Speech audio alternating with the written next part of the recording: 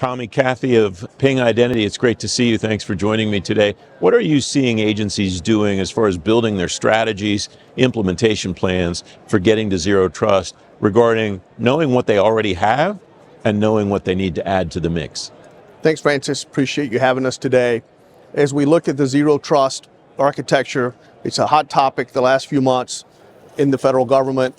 Ping Identity really focuses on the identity and access management pillar within zero trust. And as agencies start deploying that framework, really they have pieces today. They don't need to start from scratch. They need to look at the glue, how it comes all together. They really need to look at the policy. What do they need to really focus on first? It's a phased approach. What is the first phase, the second phase, and the third phase? They also need to look at how are they going to get this deployed in the identity framework.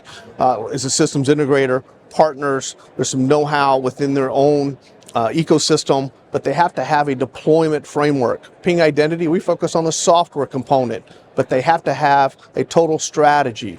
And then the last piece is there really are some legacy components, even though they do have some components of identity, but they may have to replace some of those pieces, but they don't have to start from scratch. So I think there's a daunting task of, how do I get to zero trust?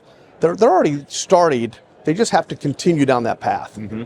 It's a matter, it sounds like, of agencies understanding what the end state is first instead of starting at the beginning necessarily. Is that a fair read? Absolutely. And also, too, I think they have to look at certain things like standards.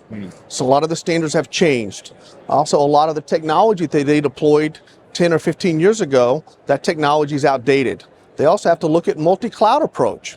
How do I handle the different clouds that we have today? Also, FedRAMP, Impact Level 5, all those things have now changed the dynamics of zero trust as it relates to identity and access management. It's interesting because a lot of the things that you mentioned have been in the wheelhouse of these agencies before they started to think about zero trust, and yet they're important pieces from the way you describe them of how they achieve a zero trust environment. Obviously, we look at it, everything from a different lens, but identity is always the focus of all things zero trust.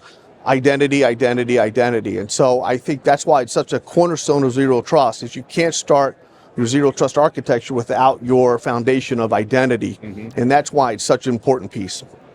What do you see agencies running up against as they hit roadblocks or something like that? What are they doing and how are they getting around them? I think the biggest roadblock is we have struggled before getting identity up and running, and we've had challenges with legacy applications. We've had challenges with different types of deployment models like interload bandwidth or air-gapped or NIPR and SIPR, these classified networks. And so how do we handle this identity across our entire enterprise, where we recommend starting in a phased approach, whereas you start with a small set of applications, a small set of users, and we've got successful deployments across the DoD and civilian agencies where they start small and then they grow over time.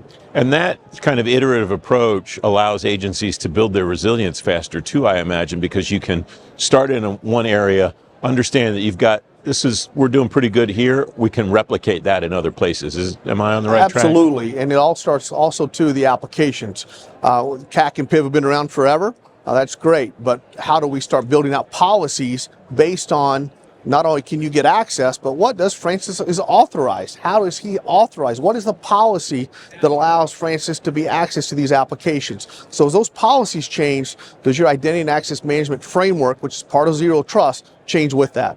What do you see over the horizon? What do you see long view for these organizations that are trying to make this move and also prepare for whatever the next thing might be after zero trust? That's a really good question. I think this resilient strategy of what are they seeing on the horizon, I mentioned it earlier, this multi-cloud approach, vendor lock-in, looking at the open standards.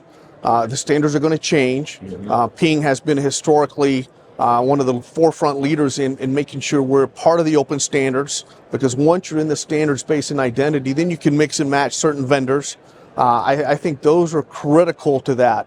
The other thing too is making sure that our ecosystem, whether it's systems integrators or certain personnel, are up to speed on understanding the technology and getting it implemented. That is really the hardest part of getting identity deployed, is making sure it's integrated with these applications. Tommy, it's great to talk to you. Thanks for your time today. Thanks for having us, Francis.